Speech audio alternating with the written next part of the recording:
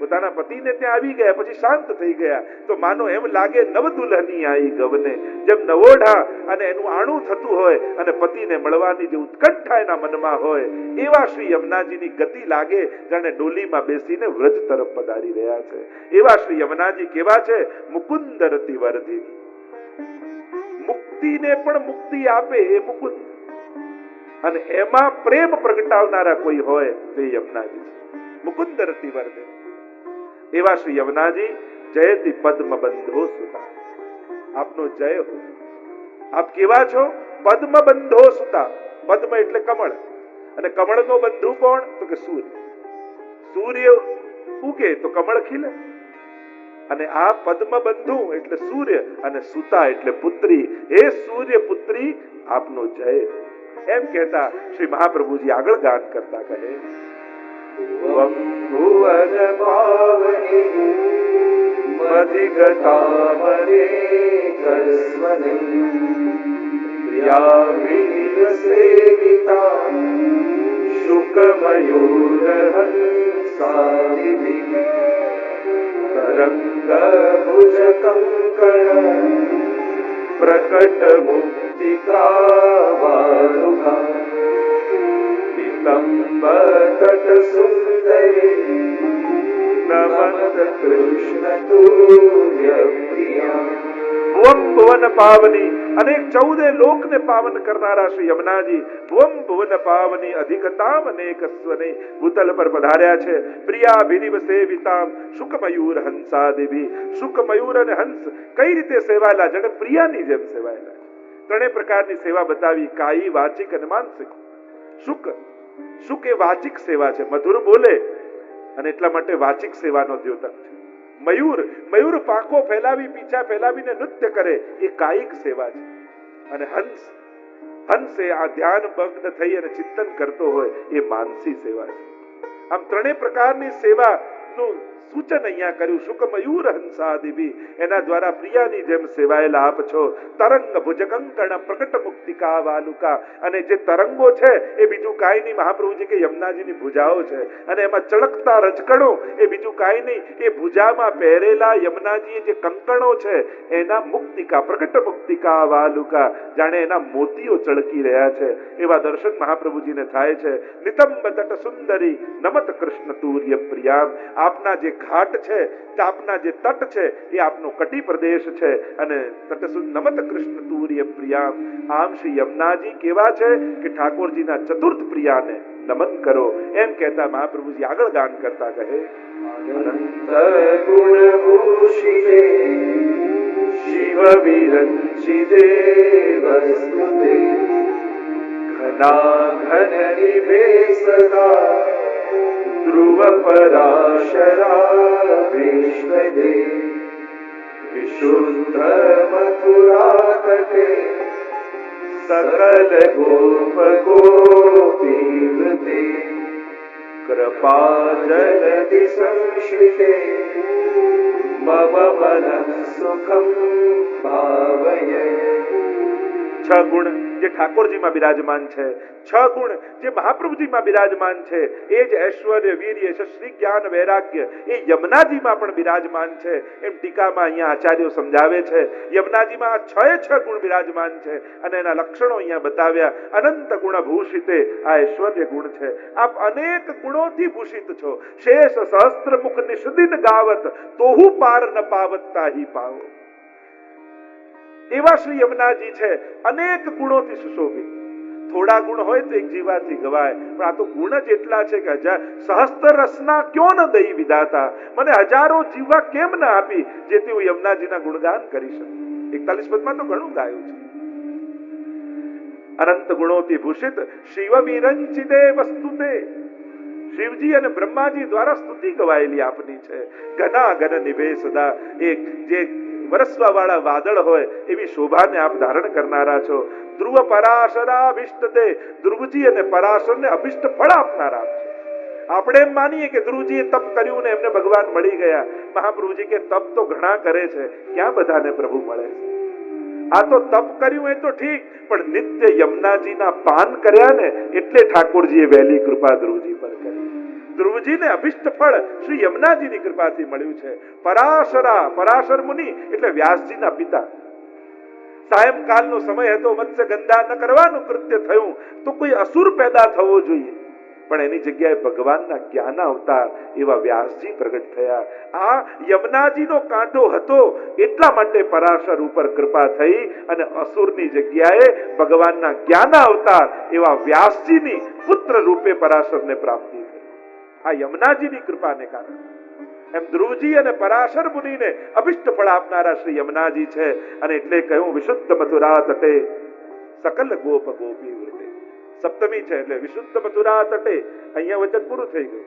અને સકલ ગોપ ગોપી વૃતે એ જુદું પદ છે. તો વિશુદ્ધ મથુરાજીનો તટ શ્રી યમુનાજીના કાંઠે વિશુદ્ધ મથુરાજી બિરાજમાન છે. ગોકુલમાં સકલ ગોપ ગોપી વૃતે, સકલ ગોપ ગોપીઓથી આવૃત શ્રી યમુનાજી છે. કૃપા જલધિ સંશ્રિતે મમ મનસ સુખમ ભાવય. કૃપા જલધિ, કૃપા સાગરને જે જઈને મળે છે એવા યમુનાજી મારા મનને સુખ થાય એમ કરો. એવા શ્રી યમુનાજીને વિનંતી કરી છે. અને આ પંક્તિ તો બહુ પ્રસિદ્ધ, કિશોરી બાઈએ આ અડધો શ્લોક ગાઈને પણ યમુનાજીની કૃપાની પ્રાપ્તિ કરી લીધી હતી.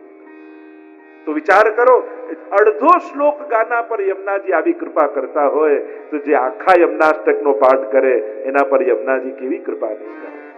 અને એટલા માટે હે વૈષ્ણવો નિત્ય યમુનાષ્ટકનો પાઠ કરજો.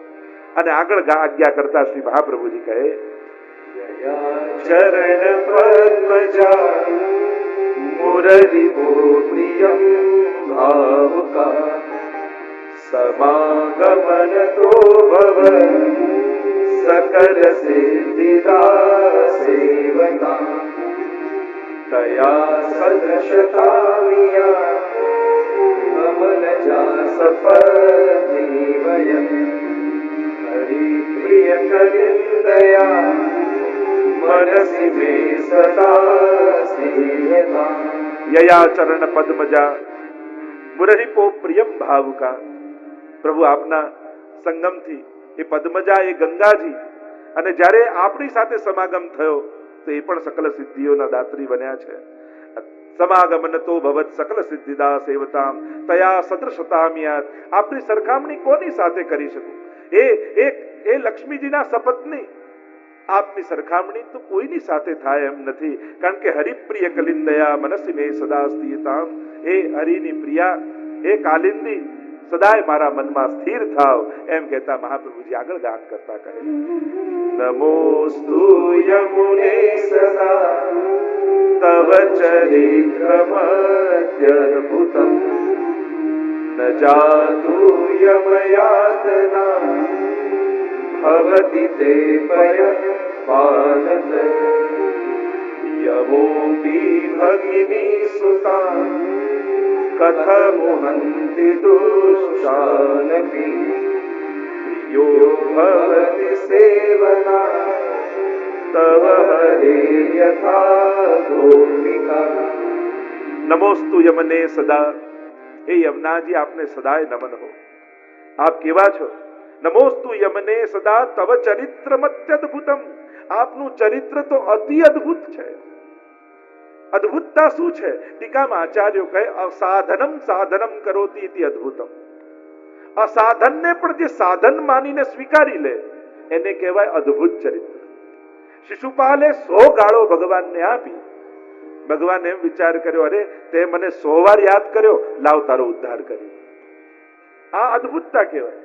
બાકી ક્યાં એવું સાંભળ્યું કે ભગવાનને 100 વાર અપશબ્દ બોલો તો ભગવાન કૃપા કરે, ઉદ્ધાર કરે? તો પછી 1008 નામની જગ્યાએ પછી 1008 આ છપાય. ક્યાં એવું સાંભળ્યું? પણ આ અદ્ભુતતા. અજાણે અધર્મી નાહી ગયો તો એ માએ કર્યો ઉદ્ધાર. અરે કોઈ કેવલ નાહવા માટે, કોઈને તરસ લાગી હોય અને જલપાન કરવા માટે પાન કરી લે તો યમુનાજી એમ વિચાર કરે કે તે મારો પાન કર્યા છે, તને હવે યમ યાતના નહીં થાય. આ અદ્ભુતતા કે જીવે વિચાર્યું ન હોય ને ભગવાને સ્વીકારી લે એનું નામ અદ્ભુતતા. આપણે કાંઈ કરવાનું વિચાર્યું ન હોય, કલ્પના ન હોય, અને છતાંય એમ કહેતા ને કે એક વ્યક્તિ એના પ્રેમિકા સાથે મંદિરની પાછળની દિવાલમાં બેઠો હતો ને એને પાન ખવડાવવા ચૂનો લગાવતો હતો પાનમાં, અને પાનમાં ચૂનો લગાડ્યો, થોડો બચ્યો, મંદિરમાં તિરાડ હતી એમાં ચૂનો ભર્યો તોય ભગવાને ઉદ્ધાર કરી દીધો. આ અદભુતતા કહેવાય કે એને વિચાર્યું ન હોય ને ભગવાન સ્વીકાર્યું. તવ ચરિત્ર મત્યદ્ભુતમ ન જાતુ યમયાતના ભવતિ તે પયપાનત. અને જે આપનું પાન કરે એને ક્યારેય યમયાતના થતી. આ સ્વયં મહાપ્રભુજીનું વચન છે. યમના પાનનું આ ફલશ્રુતિ છે. ન જાતુ યમયાતના ભવતિ તે, કારણ કે આ જલના પાન નથી, પય પાન એમ કહે. પય એટલે દૂધ. કારણ કે જે યમના પાન કરે, યમુનાજી એમ ન માને કે આને મારા જલના પાન કર્યા. યમુનાજી તો તમને એ રીતે જ પીવડાવે જેમ એક માં પોતાનું દૂધ પોતાના બાળકને પીવડાવતી. પીનારનો ભાવ કદાચ જુદો હોઈ શકે, પણ પીવડાવનારનો ભાવ ક્યારે નાનો નથી હોતો. ક્યારે માં બાળકને દૂધ પીવડાવતા એમ વિચાર ખવડાવે કે હું મોટી થઉં પછી મને પનીર ખવડાવશે, પછી મને ટેસ્ટમાં રાખશે અને મને મોજ કરાવશે, એવું વિચાર કરીને કોઈ માં પોતાના બાળકનું લાલન પાલન કરે છે? ક્યારે નહીં. એ તો એના માતૃત્વનો આનંદ માણતા માણતા પાલન કરતી હોય છે. એમ ભગવાન જ્યારે પણ તમને આપે ને, ત્યારે ક્યારે એટલા માટે નથી આપતા કે યાદ રાખે કે આ મને એક દિવસે આપશે. એ તો પોતાની ભગવત્તાનો આનંદ લેવા માટે કૃપા કરતો હોય છે. એ ક્યારે વ્યવહારનો વિચાર કરીને ઉપકાર નથી કરતો. એ પોતાના નિજાનંદમાં, કારણ કે ભગવાનને સૌથી વધારે આનંદ ક્યારે આવે? જ્યારે એના ભક્તના ચહેરા પર સ્મિત ભગવાન જુએ. જ્યારે ભક્તને હસતો અને પ્રસન્ન જુએ ને, ભગવાનને સૌથી વધારે આનંદ ત્યારે આવે. અને ભગવાન પોતાની ભગવત્તાનો આનંદ માણવા માટે ભક્તને આપતો હોય છે. એ વ્યવહાર અને ઉપકાર કરવા માટે નહીં કે મેં કર્યું તો આ કરશે. આ તો સંસાર કહેવાય, અને ભગવાન સંસારી નથી. અને એટલા માટે યમુનાજી કૃપા કરે. જ્યારે જલપાન કરે, ભલે ને એ તરસ छिपाવવા કર્યું હોય, પણ યમુનાજી તો પોતાના પયની જેમ એને પીવડાવે, દૂધની જેમ પીવડાવે.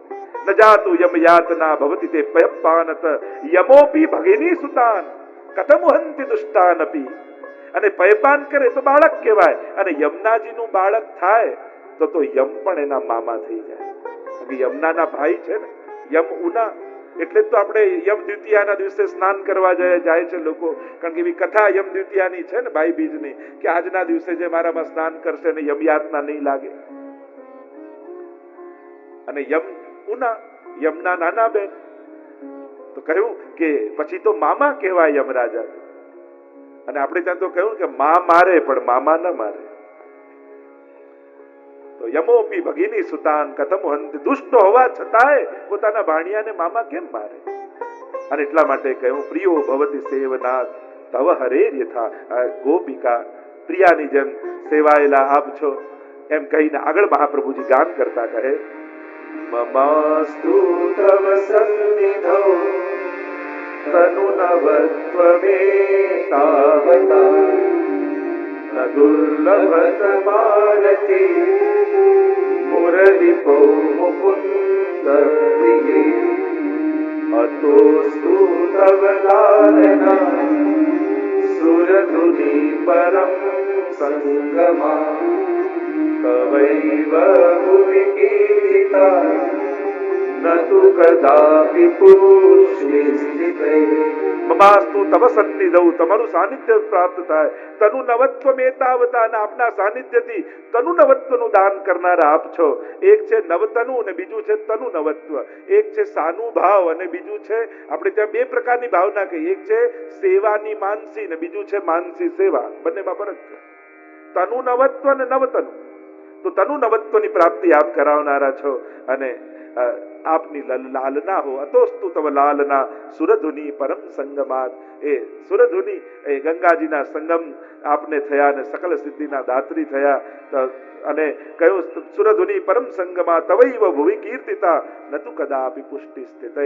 અને આપના સંગમને કારણે ગંગાજી પણ પુષ્ટિમાં સ્વીકૃત થયા, સિદ્ધિને આપનારા થયા. પણ આપના સંગમ વગર તો ક્યારે ન થાત. એમ કહીને આગળ મહાપ્રભુજી આજ્ઞા કરતા કહે, સ્તુતિમ તવ કરોતિ કમલ જાસ પ્રિયે હરે યદનુ સેવયા ભવતિ સૌખ્યમાં મોક્ષ યમ તવ કથાધિકા सकल गोपिका संगम स्मर श्रम जलाणुवि सकल गात्र जय संगम સ્તુતિમ તવ કરોતિ કહ, આપની સ્તુતિ કોણ કરી શકે? કમલજા સપત્ની પ્રિય, હે લક્ષ્મીના સપત્ની, હે પ્રિયા, આપની સ્તુતિ કોણ કરી શકે? હરે યદનુ સેવયા ભવતી સૌખ્યમાં મોક્ષત, પ્રભુની સાથે ભજવાથી મોક્ષ સુધીનો અધિકાર. લક્ષ્મીજી પ્રભુ નારાયણની સેવા કરો તો મોક્ષ સુધીની પ્રાપ્તિ થાય. પણ ઇયમ તવ કથાધિકા, આપની કથા તો અધિક છે, આપની સેવાથી તો કંઈક અધિકની પ્રાપ્તિ થાય છે. સકલ ગોપિકા સંગમ સ્મર શ્રમ જલાણુભી સકલ ગાત્ર જય સંગમ, આપના સંગમથી શું થાય? તો કે રોજ ઠાકોરજી રાસ કરી અને એમને જ્યારે રાસ કરીને શ્રમિત થાય ત્યારે ગોપીજનો સાથે યમુનાજીમાં પધારે, અને યમુનાજીમાં પધારે ત્યારે પ્રભુના મસ્તક ઉપર શ્રમબિંદુ પ્રગટ થયા હોય. અને પ્રભુ તો રસો વહી સહજ છે, રસ સિવાય પ્રભુમાં બીજું કંઈ છે જ નહીં, આનંદ સિવાય બીજું પ્રભુમાં કંઈ છે જ નહીં. અને આનંદાત્મક ભગવદ રસાત્મક એ શ્રમ બિંદુઓ શ્રી યમુનાજીમાં ઠાકોરજી નિત્ય પધરાવે. અને જ્યારે આપણે યમુનાજીમાં જઈએ તો યમુનાજીમાં બિરાજમાન ભગવદ રસનો સકલ ગાત્ર જય સંગમ, રૂવાડા રૂવાડા સાથે આપણો સંગમ થાય. એવી યમુનાજીની કથા અધિક છે, કંઈક વિશેષ છે. એમ કહેતા છેલ્લે મહાપ્રભુજી 9મા શ્લોકમાં આ યમુનાષ્ટકની ફલશ્રુતિ ગાન કરતા આજ્ઞા કરે.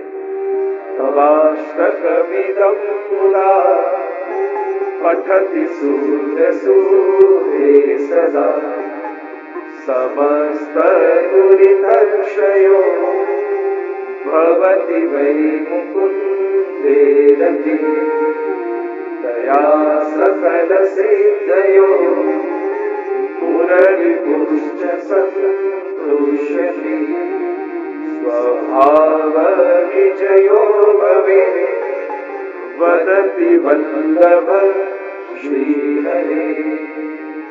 ફલશ્રુતિ બતાવી 9મા શ્લોકમાં. તવાષ્ટકમિદં મુદા પઠતિ સૂરસૂતે સદા, સૂરસૂતે સદા, સદા એનો પાઠ કરે. ઘણી વાર લોકો પૂછે રાતના યમનાષ્ટક કરાય, બપોરે યમનાષ્ટક કરાય, ત્યાં યમુનાજીની આરતી થઈ ગયા પછી યમનાષ્ટક કરાય. પઠતિ સૂરસૂતે સદા. છોડવું હોય તો પૂછવું, કરવામાં પૂછવાની જરૂર જ નથી. તસ્માત સર્વાત્મના નિત્યમ શ્રી કૃષ્ણ શરણમ મમ વદદ્ભિરેવ સતતમ. મહાપ્રભુજીની આજ્ઞા છે સતત કરતા જ રહેવું. મહાપ્રભુજી કહે છે કે ગાયના શીંગડા પર રાઈનો દાણો જેટલી વાર રહે એટલી વાર પણ જો ભગવાન ભૂલાય તો કલયુગ પ્રવેશ કરી જાય. એટલા માટે સ્તોત્ર પાઠ આદિ કદાચ યાદ ન રહે પણ ભગવાનને નહીં ભૂલવા, સતત સ્મરણ એનું ચાલતું રહેવું જોઈએ. તવાષ્ટકમિદં મુદા પઠતિ સૂરસૂતે સદા. 5 ફળ બતાવ્યા. સમસ્ત દુરિતક્ષયો, સમસ્ત પાપોનો નાશ થાય. પાપ કૃપાને આડે નથી આવતા, પાપ આપણા સાધનને આડે આવે.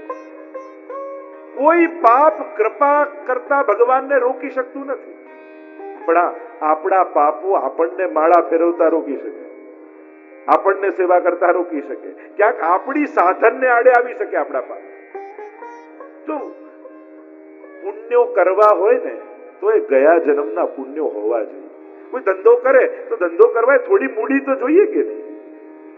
થોડી ઘરની મૂડી કાઢો તો કંઈક નવું કમાવાય. એમ જેના જીવનમાં ભેગા થયેલા પુણ્યો હોય ને એ જ નવા પુણ્યો કરી શકે. આ સત્સંગમાં તમે મનોરથી થાઓ, કથા કરાવો, આ બધું કરાવો, એનું કારણ એ કે તમે પહેલા આ બધું કરી ચૂકેલા છો.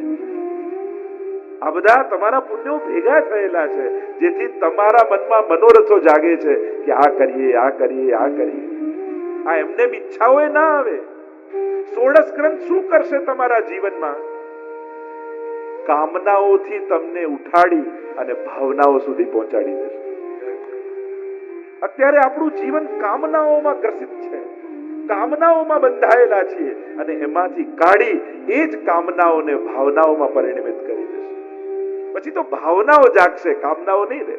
પછી તો આમ કરવું, ઠાકોરજીને આમ લાલ લડાવું, આવો મનોરથ કરો, અને ભાવનાઓ બધાને આનંદ આપે, કામનાઓ એકને આનંદ આપે. જેની કામના હોય એને આનંદ આપે, પણ ભાવના કરીએ ને, એક હૃદયમાં જાગેલી ભાવના અનેકને આનંદ આપનારી થઈ જાય. તો સમસ્ત દુરિત ક્ષયો ભવતી વય મુકુંદે રતિ, ભગવાનમાં પરમ પ્રેમ જગાવે. તયા સકલ સિદ્ધયો, સકલ સિદ્ધિનું દાન ઠાકોરજી કરે. મુરરી પુષ્ટ સંતુષ્ટતી, ઠાકોરજીને પ્રસન્નતાનું કારણ બને. તમે યમનાષ્ટક કરો ત્યારે ઠાકોરજી બહુ રાજી થાય, બહુ પ્રસન્ન થાય. પ્રભુને પ્રસન્નતા થાય છે યમનાષ્ટક કરે એના. અને સ્વભાવ વિજયો ભવે, સ્વભાવ પર વિજય થાય. અનેક અનેક અર્થો આચાર્યો તો ટીકામાં બતાવ્યા.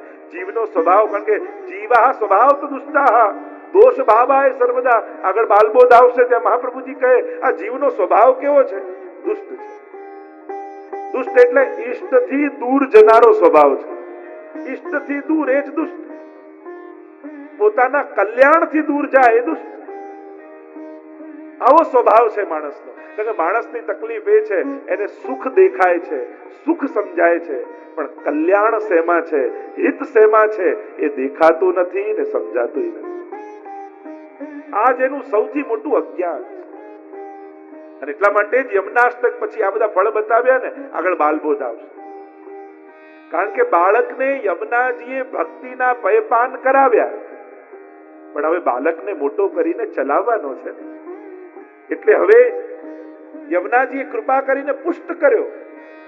પગ આયા પણ ચાલીને ક્યાં જવું એ સમજે તો જોઈએ કે નહીં. અને એટલા માટે મહાપ્રભુજીએ બાલબોધ ગ્રંથ રચ્યો. કારણ કે હવે ચાલતો થઈ ગયો જીવ, પણ ચાલીને જાય એના ઓપ્શન ઘણા છે.